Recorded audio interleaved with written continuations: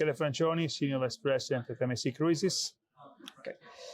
So in your presentation, you gave us a very good rundown of the strategy that MSC Cruises has for multiple fuels. Could you elaborate more on what is happening at the moment and where you're going in the future?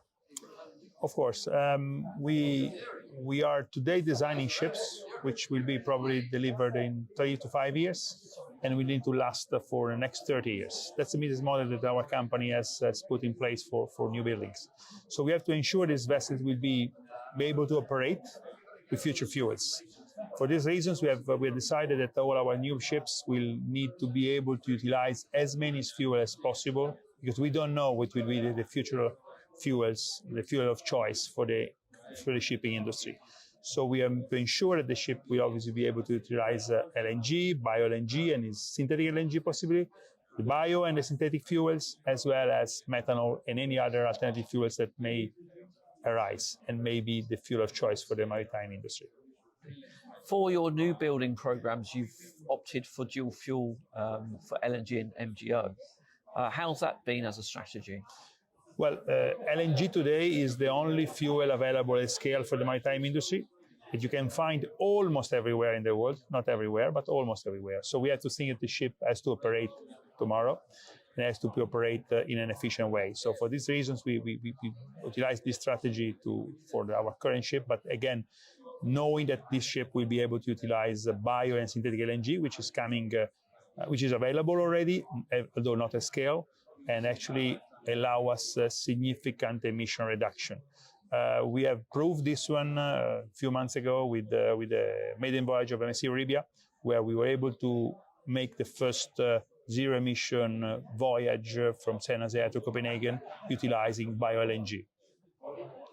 So you talked so much about fuel cells. Where are you on their application? At the moment, we have already on board we have been testing for approximately 1 year a solid-oxide fuel cell pilot under 50 kilowatt on board MSC World Europa. It's been a successful experience. The technology works well. I think it provided whatever was the promise, and we look forward to continue this experimentation and to scale up the project for future new buildings. And obviously, the order that we have for 2 new ships just a few weeks ago confirmed that we are actually looking at scaling up the technology and installing large fuel cell capability on board our vessel. Can you tell us a bit more about the Explorer new build program? Yeah, of course, Explorer is a new building program of six vessels with the technology which is, let's say, increasing and becoming more complex the more we go along. The Explorer 5 and 6 will be, again, LNG dual fuel vessels, but with the large capacity of fuel cell, 6 megawatt, able to cover basically the hotel load of the ship with large liquid hydrogen storage capacity. Okay. Are you looking also at battery technology? Battery, yes, we are looking at that. Although, again, for such large energy demand, we still believe that battery cannot really substitute completely fuel cell. So we think that fuel cell has much bigger potential. Obviously, battery are needed, but are needed more, we believe, on peak shaving rather than for taking the entire energy demand of the vessel. And you're here at the Maritime Hybrid Electric and Hydrogen Fuel Cell Conference. What have you picked up today, and what are you looking forward to for the next 2 days?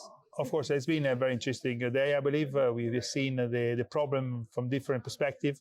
We've seen the development of technology. We have seen actually what the operators are thinking and what the planet operators. So I think this is a very good moment for coming together and understanding that only working together we can take this challenge and we can win the challenge and bring back what is the industry ultimate objective, which is the net zero emission.